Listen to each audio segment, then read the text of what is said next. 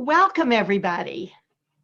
My name is Elisa Kaplan, and I am president of the Jewish Historical Society of Fairfield County for the next few minutes.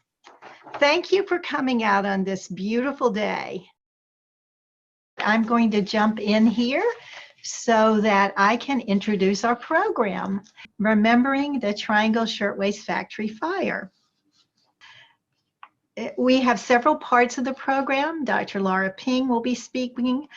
Next, we will honor the memory of Yetta Goldstein by Michele Esterman, and we will be honoring the memory of Bella Zwyman Wolfson by Rhonda Ginsberg. And we will have time for questions and answers and memories that you'd like to share. So Laura J. Ping received her PhD in American History from the Graduate Center, City University of New York in 2018. She's particularly interested in the history of New York City and women's history. Laura's working on a book, Beyond Bloomers, Fashioning Dress in 19th Century America, where she analyzes the cultural and political impact of dress reform movement on 19th century women's movement in the United States. Laura has been awarded a 2020-2021 David Jaffe Fellowship in Visual and Material Culture from the American Antiquarian Society. And Laura's been teaching history for 16 years, hard to believe it, at a lot of different places: Pace University, Gilder Lehrman Institute, George Washington Teacher Institute, National Endowment for the Humanities Institute for School Teachers, and the Macaulay Honors College, Queens College. So, Laura, please tell us why the Triangle Shirtwaist Factory is so important to talk about today. Why is it still a hot topic? Take it away, Laura. Yes, I'm going to share my screen. And everyone can see my screen? Yes? Okay, perfect. Okay, so I really related a lot to what you all were saying about history being the stories of people. So something I encounter a lot when I speak to the public or even teach is that everyone remembers history, especially in high school, being about memorizing names and dates, and not pleasant for that reason. But in reality, history is the story of people. And so we always want to remember that these were people's lives, that there's humanity in history. It's not just about dates. And the Triangle Shirtwaist Factory Fire is one of these major watershed events in American history, not only because it changed labor practices, but because it highlighted the experience of certain marginalized people in the United States. So, United States immigration between 1880 and 1920 exploded.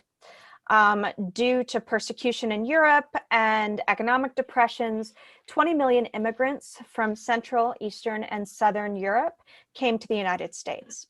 Between 1890 and 1900, not 1990, there were 600,000 Italian immigrants who were largely fleeing an economic depression. And between 1890 and 1920, 2 million Jewish immigrants, largely fleeing religious persecution. So in places like Poland, there were laws that the Jewish community couldn't own land. In certain towns, there were also restrictions on how many Jewish people could get married per year. The idea being too many marriages might lead to too much procreation, and you might end up with a larger Jewish population than the leadership wanted. So there's a lot of really terrible things happening in Eastern Europe. And so people are coming to the United States for opportunities. And one of these opportunities are the factories. So we're in an industrial period. It's not the only industrial revolution in US history, but it's one of the big ones. And so the fact that you can come, you can get weekly wages, find a job relatively easily, and practice your religion without this legal persecution was enticing to a lot of Jewish immigrants. Now, the majority of these immigrants settled on the Lower East Side of Manhattan. At the turn of the 20th century, this was really the capital of Jewish America. This is Hester Street, this image. So if you're familiar at all with the Lower East Side, you'll know Hester Street. And it ended up being an incredibly densely packed area. Not only are there 700 people per acre in the year 1900, but there are factories, there are tenements, there are docklands, there are also synagogues, mutual aid societies, and stores. So the benefit to this for newly immigrated people is that you didn't have a lot of culture shock, for lack of a better word. You could find other people that spoke your common language, practiced your faith, had similar backgrounds.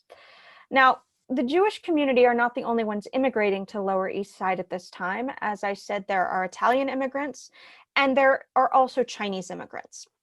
This is the period of the Chinese Exclusion Act. So the United States government is doing everything they can to keep the Chinese out, but there is a Chinatown. So each block in the Lower East Side would have been the home to one of these immigrant groups. So you had lots of people living next to each other, maybe even in the same buildings, but not necessarily socializing with one another. People kept very within their ethnic communities. So if we think of it as being kind of a microcosm for the melting pot of the United States, the Lower East Side is this fascinating area where you have so many different languages, so many different types of cuisine, so many different faiths, but people are able to create small communities within those languages and backgrounds so that there isn't this harsh assimilation period as perhaps people that immigrated in other generations experienced. Now, of course, that doesn't mean that it's wonderful living on the Lower East Side.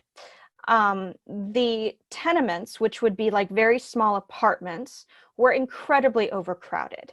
There isn't any daycare, there aren't necessarily public schools, and so people's children are running the streets during the day while the family is at work, and it's not necessarily a safe neighborhood. This is the beginning of social work, this period of the early 1900s, and so the Lower East Side really becomes a focal point for these social workers, one of whom was Jacob Riis, who remembered that when he was exploring the Lower East Side, he found in 3 rooms father, mother, 12 children, and 6 boarders. They slept on the half-made clothing for beds. I found that several people slept in a subcellar 4 feet by 6 on a pile of clothing that was being made. So this image shows us what it might have looked like inside one of these tenements. You have multiple families living in 1, 2, or 3 bedroom apartment. There is no protection against fire. This is a hotbed of disease, right? Think if someone gets the flu, right? Everyone gets the flu. There's no clean water and there's no privacy. So when we think about the Lower East Side and we think about the experience of these immigrants, there's a couple of perspectives that we want to consider. The first is that there are opportunities in the United States that immigrants didn't have in their home countries, one of which being jobs, another of which being safety to practice your own religion. It's not that there's not anti-Semitism in the United States, because of course there is, but it's not government sanctioned the way that it would have been in Eastern Europe, where the government is organizing mobs to attack Jewish communities. So on one hand, we have more opportunity in the United States. On the other hand, immigrants are living in extreme poverty, and they're living in extremely close quarters. Now, the majority of these immigrants would have worked in the garment industry, in sweatshops. So the original sweatshops come out of the tenements. So you would have had 3 rooms, one of which would have been a bedroom, and I'm just going to go back, like this, where you had lofted beds and people sleeping on the floor. Another would have been a kitchen, and then you would have had a workroom. And in this workroom, it doubled as an office and a tailor shop, and you would have had a lot of people, perhaps everyone in the family working together, perhaps other people that lived in your building coming in and working. And the way that the garment industry was set up is that they didn't have these big factories yet, and we're talking about around 1900. They would have assigned people piecework, which means that you contract someone to make shirts. And within your little home business, one person would be cutting the pattern, another person would be creating the buttonholes, another person would be sewing the collar, and perhaps yet another person would be doing the ironing. The families were paid by piece, not by the hour. So the faster that you can work, the more money you can make. Now, one of the things that makes this possible is the mass production of the sewing machine. So you can see here, this family is working on a sewing machine. The sewing machine has been around since around the 1850s, but they were incredibly expensive. What changes around 1900 is that it gets cheaper. You have companies like Sears and Roebuck who are mass producing these sewing machines, and you can buy them on installments. So you can use credit so that you can afford to buy this sewing machine. So this becomes more imperative that you're producing pieces of clothing so that you can make your payments on your sewing machine. But the sewing machine also shifts the expectations of the people that are hiring these workers. Now they know you're not doing everything by hand, they have greater expectations for what you can produce. So this is a very hard life. Part of the reason that people have so many family members or boarders in their apartments is because it takes that many people to earn enough money to pay the rent. So the adults are working, doing this piecework 16 hours a day, 6 days a week out of their homes, while the children are running in the streets without a sufficient place to play or public schooling. So this is in part what the social workers are doing on the Lower East Side at this time, building parks, trying to get kids in school, trying to help these workers get better labor conditions, but it's a very slow process. Now, by the time we get to around 1910, we're starting to see a shift away from this piecework out of people's homes and into factories. And one of the most popular garments that are being produced at this time is the shirtwaist. So a shirtwaist is a woman's blouse. It's loosely designed based on the style of a man's shirt. And the beautiful thing about the shirtwaist is that it allows for versatility and it's inexpensive. So prior to the advent of the shirtwaist, women wore these long gowns that had many undergarments, and they were quite expensive. So a poor woman might own 4 dresses, if she's lucky, at one time. One would be a dress for more formal occasions, such as church services, and then she might have some work dresses. She might only own 1 dress, as opposed to wealthy women that would own many, many dresses. And so it was apparent if you owned 1 dress, this is the dress you're wearing every single day, and then this is the dress you wear to go to services. The shirtwaist challenges that because as a blouse, it allows women to own 1 or 2 skirts, but many shirtwaists. So not only is it hygienic, right, that you don't have to wear the same dirty clothes for as long, perhaps, because you have more pieces, you can change them out, but it's also fashion. So instead of wearing 1 dress and everybody notices that, you could wear the same skirt every day and switch out your shirtwaist. And so it looks like you've got a different outfit every day. And so while that might sound a little frivolous, it's really important to the identity of these immigrants to feel as though they're embracing social mobility. The United States is unique in its social mobility that you could be working class and work your way into being middle class. A good example of this is Andrew Carnegie, who immigrates from Scotland and is incredibly poor and then works his way up to being one of these incredibly wealthy robber barons. This is the dream of the immigrants. And so fashion provided a symbol of this social mobility. Look, I'm making enough money that I can buy more than 1 shirtwaist. Look, I'm dressing fashionably, which is something perhaps you hadn't been able to do in the past. So the demand for the shirtwaist leads to mass production of the shirtwaist. And this is really when we begin to see department stores becoming a major activity for women to wander around together and to shop. and also to walk in and buy something off the rack. So this again has been going on for a few decades, but it was really something not available to working class women, that you could walk into a department store, grab something off the rack, and wear it the next day. We think of that as being pretty ordinary, but for them it was brand new technology. And so the shirtwaist is an indication both of technological advances, but also the identity of immigrant women. The shirtwaist is also the symbol of the new woman. The new woman is also sometimes referred to as the Gibson girl. So the Gibson girl is designed by illustrator Charles Dana Gibson, and she is the modern woman. So we're seeing a shift in women's rights. Women don't yet have the vote nationally, but some states are starting to pass the vote individually. So for example, New York State passes the vote in 1917, 3 years ahead of the country.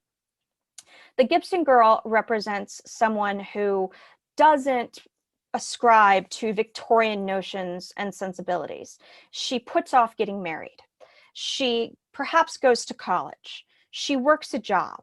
Maybe she moves in with roommates.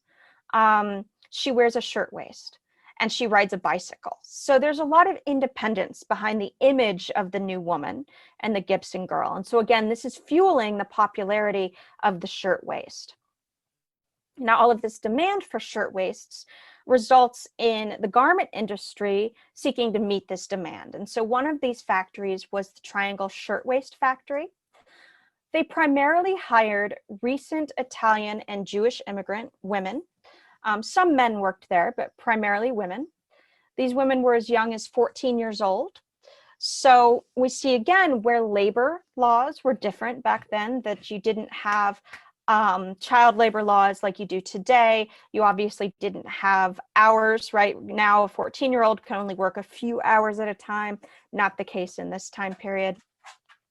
And the Triangle Shirtwaist Factory was also a non-union shop.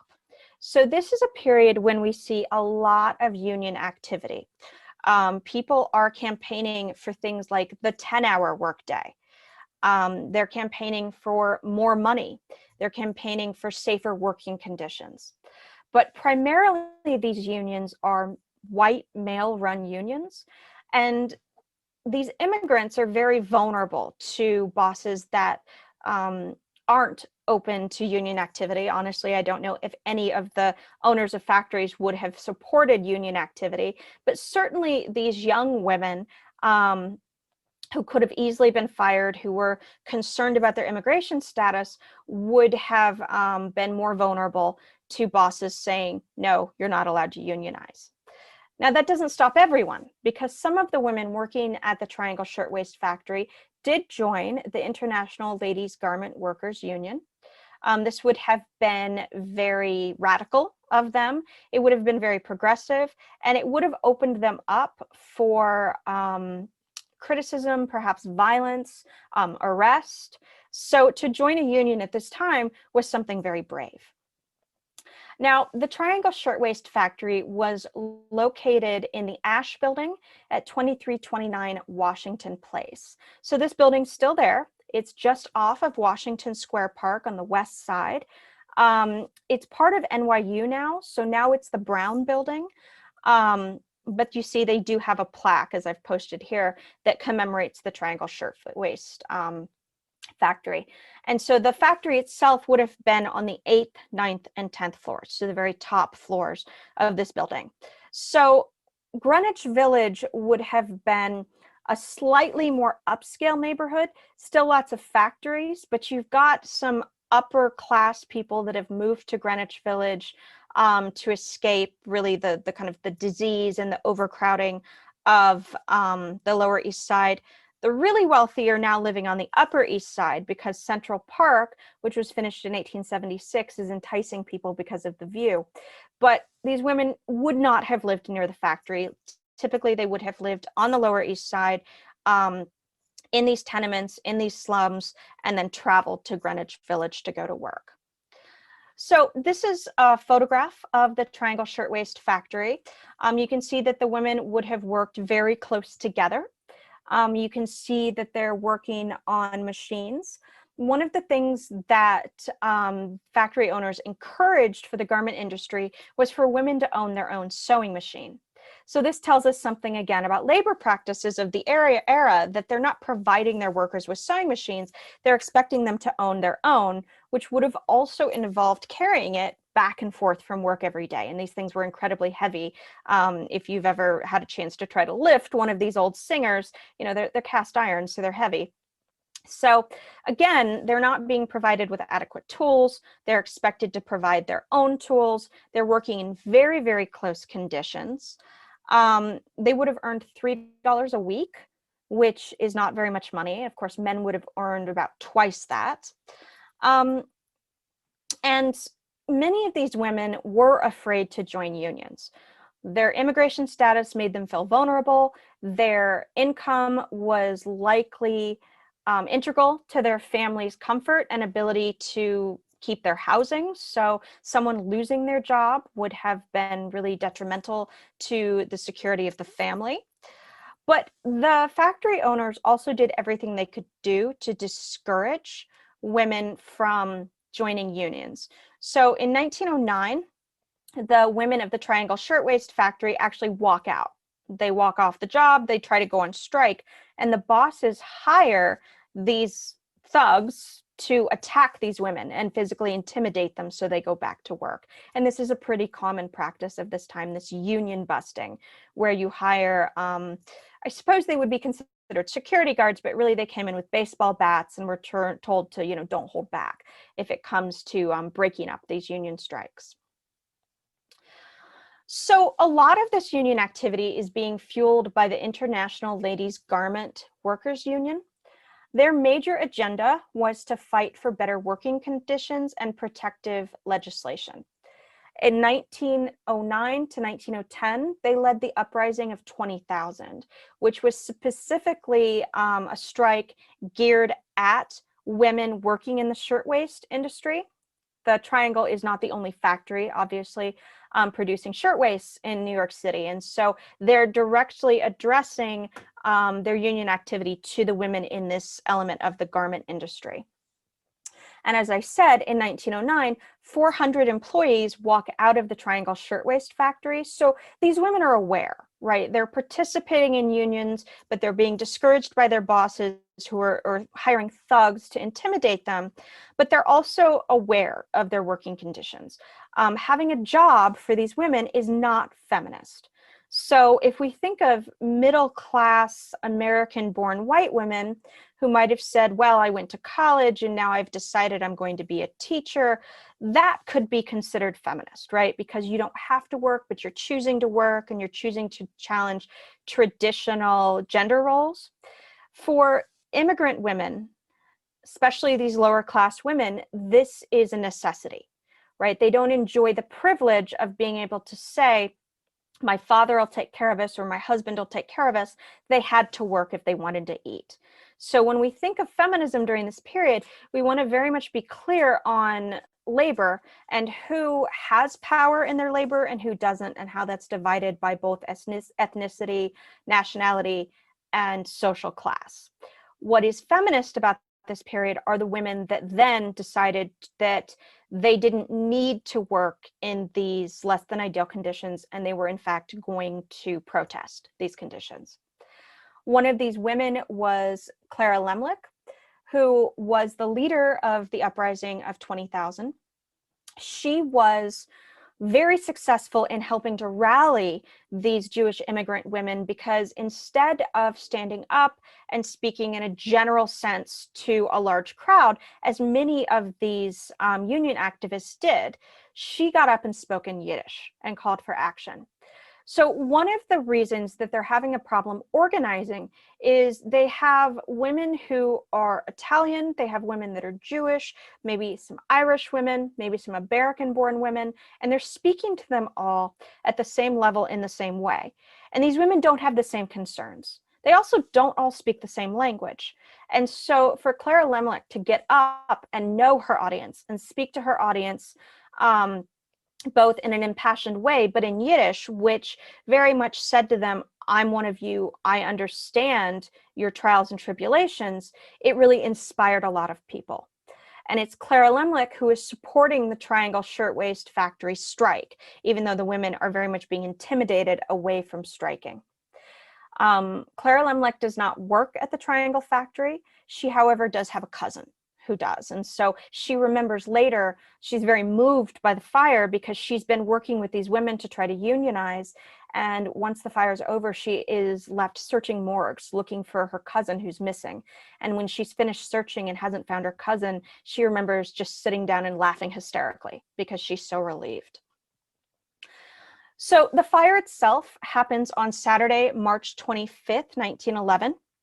It's the end of a 52-hour work week for these women. So that gives you a sense of the working conditions. They're working 16 hours a day, 6 days a week.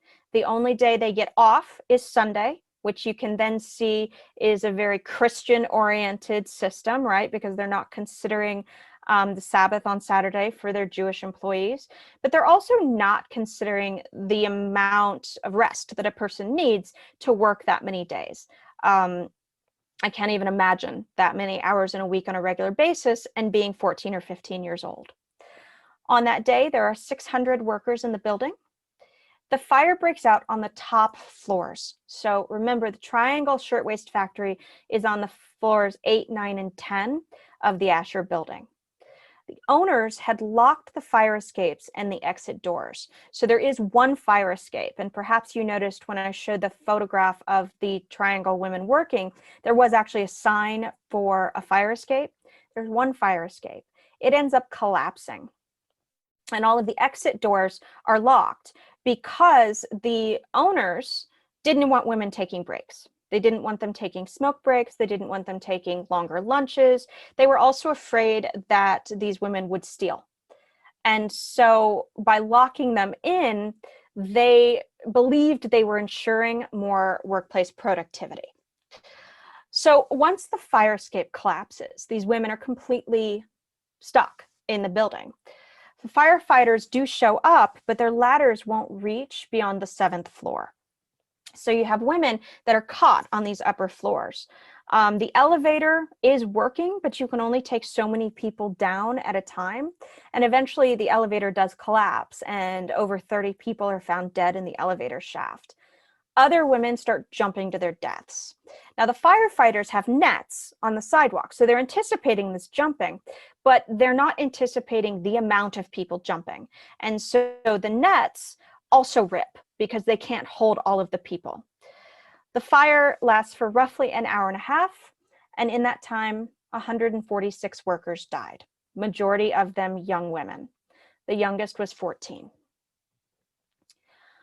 Now, this fire really demonstrated everything that union activists had been trying to communicate about the hazards of these working conditions.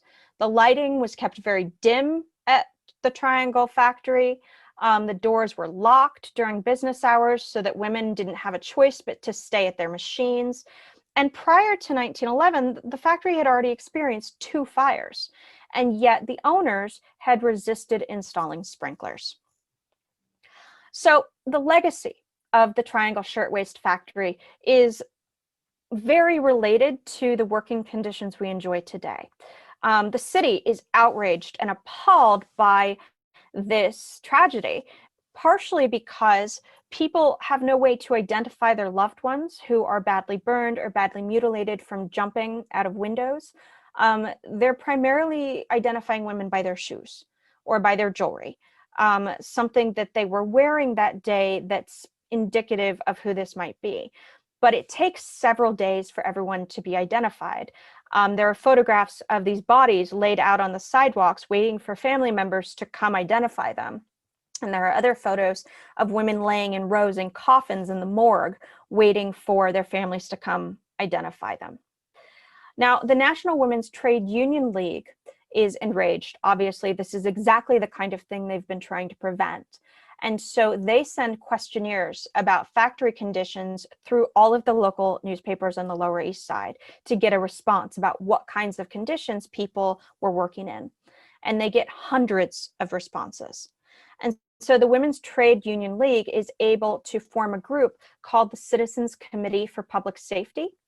And they're able to put pressure on the state government and the city government to try to enact fire safety prevention. And so this is where we get the Bureau of Fire Prevention.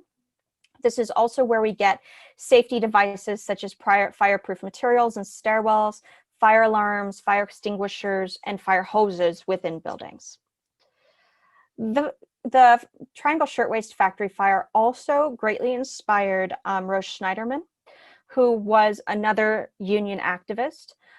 She was one of these immigrant women. She worked, she had been born in Poland and immigrated to the United States. She was a known socialist and feminist and worked with the New York Women's Trade Union.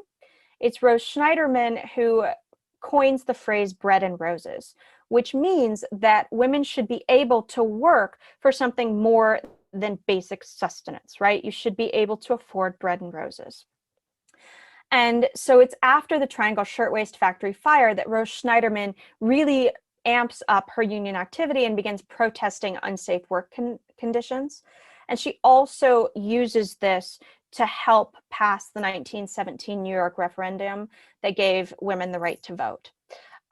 Women working in these factories were largely more concerned with union activity than they were the vote. And so it's women like Schneiderman who are able to explain to them that if these women have the vote, if women can vote, they can also have a say in the laws that are going to protect their working conditions. So part of the reason that the Triangle Shirtwaist Factory Fire is still such a big deal is not only just the tragedy, but it's what comes out of it. It's the empowerment of women to declare and assert what kinds of working conditions they'd like to see in their workplaces. Also holding accountable these factory owners who had so dismissed the lives of these young women who died in the factory fire. Thank you. Okay, thank you, Laura. What we'd like to do now is hear from two people who are direct descendants of people who were there or who worked in the Triangle Shirtwaist Factory, who were there or not there, as it seems, and who worked in the Triangle Shirtwaist Factory. And the first one is over here, Michele Esterman, who will tell us about Yetta Goldstein. So I'm going to, why don't you start speaking, and then I'm going to put some pictures up, Michele, okay? Okay, very good. All right, you hear me okay? Yes. Okay. My name is Michele Esterman, and I am a member of the Jewish Historical Society. And this part of the program is entitled A Tale of Two Women. So I'm going to speak about one of the women who is my great aunt, Yetta Goldstein. I want to thank Marcy Schoenfeld specifically for inspiring me to become active in the annual Triangle Shirtwaist Fire Memorial held in Lower Manhattan, where surviving relatives turn out in force, including yours truly. My great aunt Yetta Goldstein was one of the 146 garment workers who perished March 25th, 1911. Yetta emigrated from Białystok, Poland, just 4 years before the fire. The family was in Paterson, New Jersey, which at that time was the silk capital of the world. Her father was Chaim Moshe, the weaver, and her two brothers were also weavers. Yetta worked in Paterson, but she wanted to be a city girl. The Gibson girl, like Laura alluded to, was the look of the time, and they wore the shirtwaists. She also made $1 more an hour for a 52-hour work week, which in today's dollars would be approximately $5.70 an hour. I want to speak a little bit about Yetta before the fire. She would probably have been considered one of those radicals. Laura also talked about that. Even during her short life, she was a union member and participated in the 1909 uprising of 20,000. The Triangle workers walked off the job over wage issues, working conditions, and union recognition. As a result, I'm putting this in quotes, they froze and they bled. And there were 700 arrests in all. And after 14 weeks, there were only minor changes. Yetta had been arrested several times before the magistrate. She was not talked about at the family gatherings in Paterson, New Jersey, but probably because of her history. She also had told friends that she was terrified working at the Triangle shop, saying if there was a fire, their lives would be lost. Her obituary reads, all that was left was a closet full of wedding clothes. Yetta's two brothers, Sam and Jake Goldstein, received a telegram Sunday morning to their home in Paterson. When they went to 282 Madison Street, my two great uncles and her fiance, a man by the name of Mr. Cohen, embraced each other.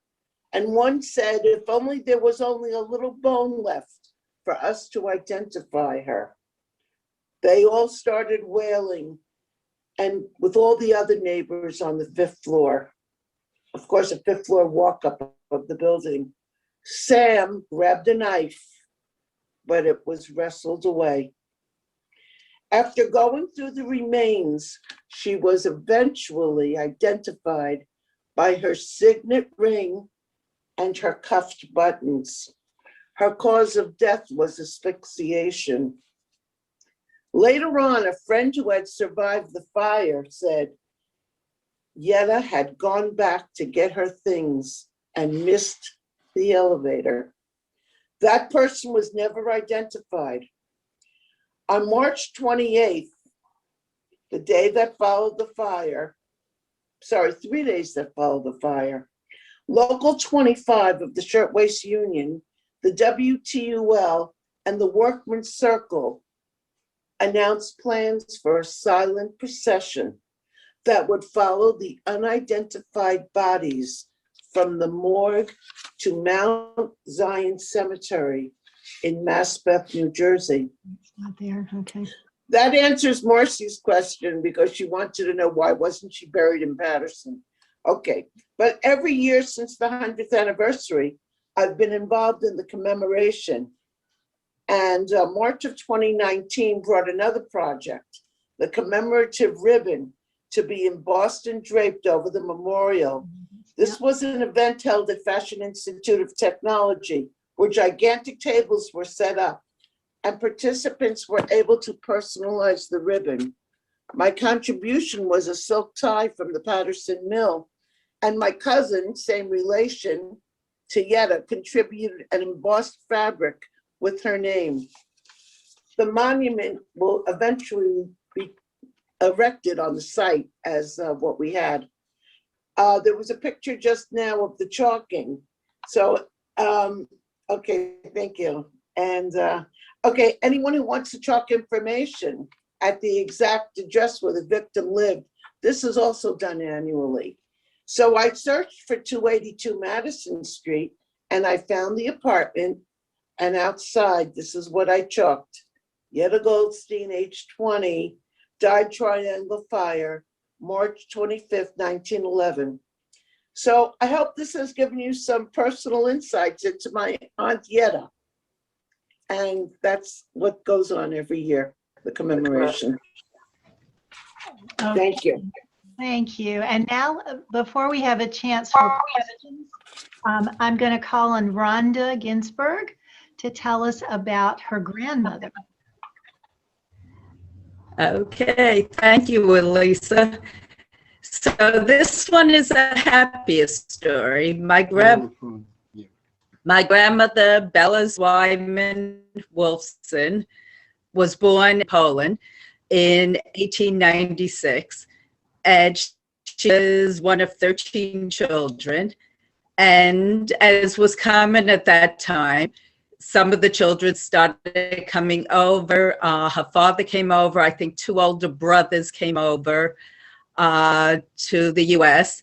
And my grandmother, I think, was like the third in line to come over. She came over by herself at 13 years of age. She came over in steerage class on the ship. And she went to work at the Triangle Shirtwaist Factory as a 13-year-old. And she was 14 at the time of the fire. And all she said to me about it was that she wasn't there that day because she was sick. What I found out was because it was Shabbos and my grandmother was part of an Orthodox family, she used to call in sick as often as she could on Shabbos. Now, my grandmother, it's hard to see it here. This is her, when she's already older, was a gorgeous 14-year-old. She was 5'10" with red hair and hazel eyes. And I guess she got away with things that a lot of other women or young girls at that point didn't get away with because she was so beautiful. And she used to be able to call in sick, and she was sick the day of the fire. Probably she was at services at the time of the fire. So she told me a little bit about the fire. The only thing I remember is that she did lose friends in the fire, one of whom was named Rose. I remember that name because I was named for a great-grandma Rose, so a different person, but she always felt like my name was commemorating her friend that was lost in the fire also, as well as my great-grandmother from my father's side of the family. This was my mother's mother. So this was a story of the fire that lived on, and my grandmother remembered her friends that died in the fire and, the conditions and everything. You could see my grandmother with my grandfather. My grandfather was about 5'8", so that shows you how tall and statuesque my grandmother was. So she was one of the lucky ones. Her religion and her faith kept her alive because she didn't go to work that day. So that's Grandma Bella. And if she had died of the fire, I wouldn't have been here. So, fate works in strange ways. And, my grandmother lost 7 brothers and sisters to the Holocaust. So, she was lucky in a number of different ways. So that's Grandma Bella's story. So thank you, Rhonda, and thank you, Michele, for those stories. I'm going to turn this back over to Laura. And if you have any comments about the stories we just heard, or does anyone have any questions? I'll say something. I know, Michele, you misspoke because when we had rehearsal, you said it was originally you said you made an extra $1 a week. And it was $5 a week. You said per hour now. I assume you just misspoke. You have to unmute, Michele. Okay, so, okay, Laura, I'm turning this back over to you so if you can. Okay, looks like Roxanne has a question. Well, it's Lester. Oh, I'm sorry. It says Roxanne's iPad. I'm Roxanne. Right. I'm the technologically challenged one. She knows how to hook up these things. Question, I didn't hear you discuss anything about who the owners of the factory were. And I'd be very interested in knowing who they were, some of their background, maybe their ethnicity. Yeah, there were 2 men that owned it. They had different last names, so I don't think they were related to one another. But One was Harris. Yeah, and the other one The other was Blank. Yeah, Blank. Was the name. Yeah, and I do believe they were Jewish. So Yes. that's very, disconnected, right, to, I think, the people that they were hiring. But this is a period where there isn't a lot of government regulation on business, and there aren't a lot of labor rights for people that are laborers. So, yeah, but very ironic in that way. Well, what was it about their families? Did they ever repent? express regrets? I haven't Were they ever researched that. sued? That's a Were great they ever question. sued? I can answer that because I Yeah, watched jump in, Marcy. Right. I watched the documentary. They were arrested and they were found not guilty. And not exact. And meanwhile, according to this documentary, even their kids happened to be in the building that day, but they made it to the roof and were rescued going to the roof because the offices were on the 10th floor, so they couldn't make it up. And I did read an account of one woman who survived the fire because she saw them get up and start running one direction. So she thought, well, I'm going to follow them. And they knew where the exits were to get to the roof. But the women working weren't aware. They didn't know where those emergency exits would have been. Right. So this particular woman says, all right, if they're going that way, I'm going that way. They went And roof she to ends up roof. on the roof with them and she They went roof survives. to roof. But did they ever repent? Was there any indication that were they ever No. sued? I haven't read anything about that. That doesn't mean it didn't happen. I haven't read anything about I it. did read in the documentary that they were insured, and so they made out okay. But I don't think that they repented. I think No. that it was sort of one of those like, it happens. yeah, it happens, you know. Thank you. Mm-hmm. I mean, I think it's Anne. Yeah, it is I. I think the thing that caught me the most is I had no idea that they were up on the 8th, 9th, and 10th floor. I always thought it was a much lower situation. So thank you for that. Yeah, and there's, we take for granted fire safety, right? That there's always fire extinguishers, that, there's always fire escapes. And, there weren't. Reparations to the family. Marcy, do you know if there were reparations made to the families? I don't believe there was. I don't think so. I don't know. No, I don't think there was. Barbara? I think you're on mute, Barbara. Okay, is that better? That's better. How long after the fire did laws change, and specifically about child labor? So child labor is really kind of a separate issue that they're already working on. And they're also, this is a period when they're sort of gearing up for public school to be a requirement. It's not yet a requirement, but we're going to start to see soon that it's going to be legal or illegal to keep your kids out of school. And there's this weird sort of philosophy in the history of education for this time period where they're using a lot of the same premises of industrialization that they're using to create education programs. So how do we become more efficient? How do we produce? But it's also coming out of a fear of immigrants that they won't become American enough. So we need to get these kids in school so we can help them assimilate so they can be better Americans. So we're not then, threatening our sort of American identity. So a great irony is that we always think of America as a melting pot, but in reality, there's been this history of xenophobia from the 1820s when we see the first German and Irish immigrants through now. And this fear that immigration is somehow threatening Americanness. So that's somewhat what's going on with children and child labor in schools. By the 1920s, New York City has instituted that there must be fire escapes, there must be a certain number of fire escapes. So within 10 to 20 years, so slow if you're someone that suffered quickly, I think, in the history of sort of industrialization and labor.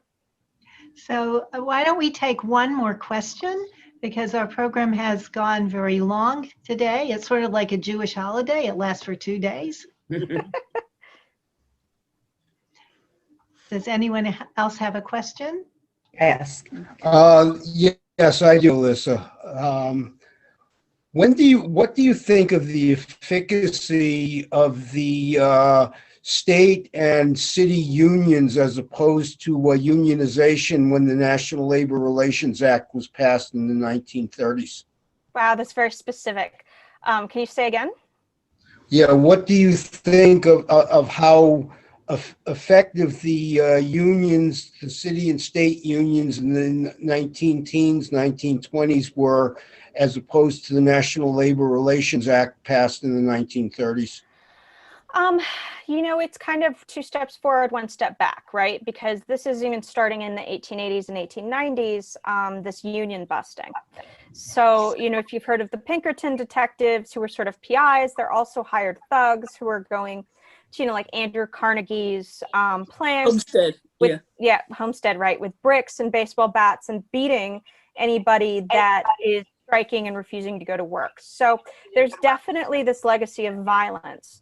I think what really makes the union activity, especially amongst women's groups, stronger is when you get the suffragists allying themselves with the union activists. So Alma Belmont, who is one of my favorite characters, I think she was married to one of the Vanderbilts.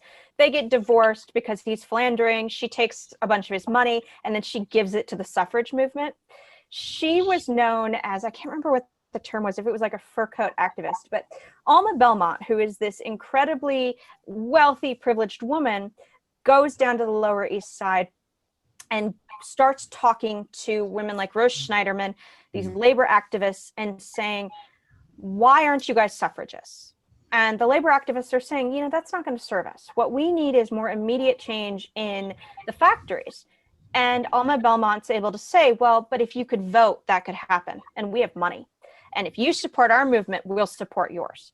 So we really start to see when these kind of upper class white women that are native born start recruiting the labor activists and the immigrant women for suffrage. We start to see a lot of changes because they've got the cash.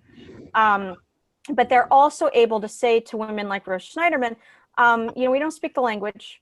If you will bankroll you, you go speak, right? And so they get women that can go to Italian groups and speak Italian, and to Jewish groups and speak Yiddish. And so what they're avoiding, it's very smart, is that then you don't have this classist resentment that's like, well, this rich lady is coming down and she's slumming it with us and she doesn't understand what we're going through. They have one of their own. So union activity is really only successful through financing and a lot of publicity. So unfortunately, anytime there's these major strikes where, you know, they're using children like they did in Lawrence, Massachusetts, or they have a tragedy, that gets things done. Of course, the legislation in the 1930s really then is the thing that's holding the owners accountable. So I think it's difficult to measure about whether you're measuring public response or governmental response or the owner's response. Anytime the media can jump on something too, that ends up eliciting public response. But ultimately, until the 1930s, these things really aren't solidified in the way that they should be, right? The New Deal is the thing that pushes through a minimum wage. It's not labor activity, it's the New Deal. So that's a good question. Okay, so what I'd like to do. Wait, can I do one thing? I just looked it up for Lester.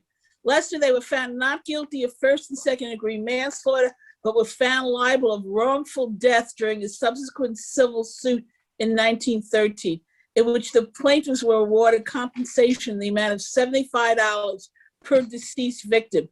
The insurance, however, paid the owners about $60,000 more than the reported losses, or about $400 per casualty. Also in 1913, Blank was once again arrested for locking the doors of the factory during working hours. He was fined $20, which was the minimum amount that could be given. Okay, so what we're going to do now is Peter and I are thanking you for coming today to our annual meeting and to this program that is our mission of telling the story of the people who were at the Triangle Shirtwaist Factory. And Jeff, I'd like for us to go back to gallery view, and anyone who wants to ask, Laura, can you stay for a few more minutes? Yeah, for sure. And just anyone who wants to chime in or ask a question, that's fine in a minute. But Peter, I'll give you the last word. Can I speak? The one thing that I wanted to say was that it's because of the unions that we developed a middle class that would never have happened without the unions. And as time progressed, they got a really bad rap. Okay, so thank you, Barbara. And I'll turn this over to Peter, and then we're gonna be open. We can schmooze, we can chat, we can ask questions, but if you are leaving, thank you so much for coming. And Peter? Just wanted to say what a phenomenal presentation, Laura. Thank you very much. And you can tell by the attendance, the interest that there is in the story, and you really brought that message home to us and to me. I never knew the extent of the tragedy, and thank you very much. And thank you all for coming, and look forward to being with you all and sharing wonderful stories again. And Alyssa, thank you. Okay, so anyone who just open up your mic and whatever you have to say. Unmuted. Okay. I'm back. I'm back. Can you Hi, hear me? Roxanne. I can hear you. Hi, Roxanne listeners. One question. What was there any role played by the Jewish clergy at that prior to or subsequent to that time? Now, I'm particularly asking because I believe the reform movement was in development at that time, which I'm just making an observation. Yeah, I'm just wondering, did the Jewish clergy come up and say, this is just un-Jewish? Admittedly, I'm not a Jewish historian. So I'm a women's historian, so I'm mostly studying the experiences of women. So that's actually something I don't know. I don't think I'm ready for praise at this point. I'm sorry? Just turn this off. So I'm not sure if there was any sort of involvement from the clergy with the unions or condemnation of the factory owners. I mean, I would gather to guess that the role would most likely have been comforting the families as opposed to something so overtly political, but I'm not really entirely sure. That's a good question, though. Do you know when public education was started in New York City and when it was mandated? Oh, good question. Because I thought it started before 1900s. And so when you said like the kids were running around the streets, I'm not sure when it was mandated, but I would have think these parents would have, and then also at that point, there was also adult education for the immigrants to learn English. And do you know what the timeline was for children when there were schools available and when it became mandated? So in New York State, it's 1918. It's very state dependent. So like Massachusetts is a leader in this, and they're making it mandatory in the 1850s. But New York State, it's not until 1918. So the education programs you're referencing, though, would have been very community oriented, right? That's not necessarily something that's coming from the city or the state. So there are adult education programs. Obviously, there are public schools. It's just that there's no requirement that you have to go. And I think that for families that are working out of their homes in the garment industry, you just want the kids like out of the way, you know, get out of here. It's too crowded. A good place to go out of the way. Well, and that's part of why Jacob Riis, you know, he's a really controversial kind of character from the standpoint that he is a social reformer. He's one of the first social workers. He goes to the Lower East Side and says, why are there no parks? This is disgusting. You know, there's horse feces in the streets, there's dirty water. And he really pushes the parks movement so that families have a place to go and that children have a place to play. But he writes this book called How the Other Half Lives, and he's describing all of these neighborhoods, and he's taking photographs of these neighborhoods. Now, the thing that makes it controversial by our modern standards is his descriptions are very racist.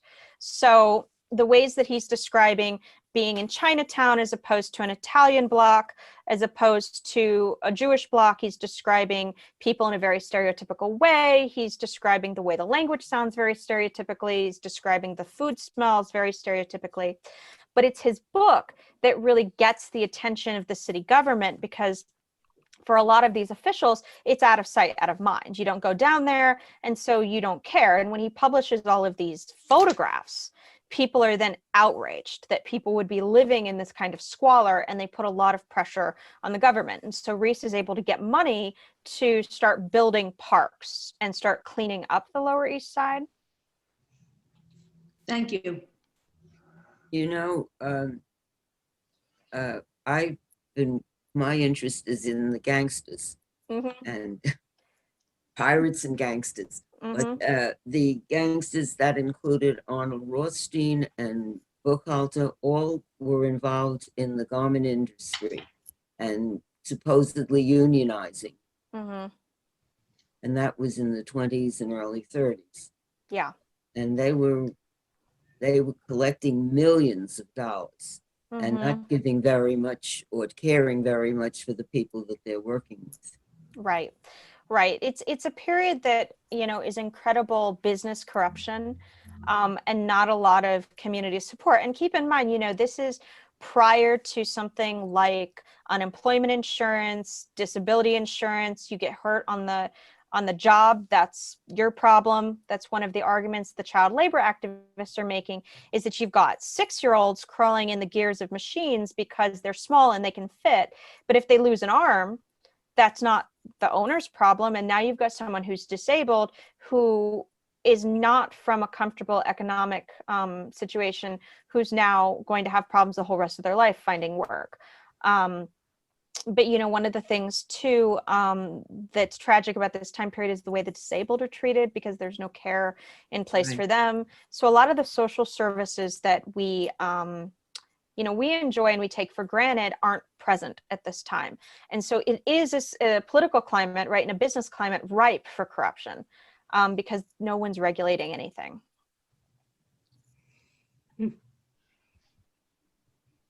There's an interesting book called Annie's Ghosts, and a journalist wrote it because when his mother died, he was going through her papers and found that she had a sister that he never knew about. And I'm trying to remember if they were from New York, but it was somewhere urban on the East Coast. And his grandparents were Jewish immigrants. And he was talking about the pressure that they felt trying to get their children married into good families, and that this daughter who would have been physically and mentally disabled, there was a fear that that would have been genetic. I think it was likely trauma from during birth, that it was just a bad delivery, but there was fear in the community that that would be genetic. And so no one wanted to marry the other children, so they send her away to a mental institution. Oh. And so he's researching whatever he can find on this terrible care in these mental institutions, but then why culturally the family would have done it, and how difficult it was for them, and how his grandmother like really never recovered from the guilt of sending this daughter away, but that she had to do it if she was going to get her other daughters married. So interesting tension during the time. Well, you know, I had an aunt, not great, that I never knew I had until I was in my 20s or the teens. It was the youngest sister. She was Down syndrome. Yeah.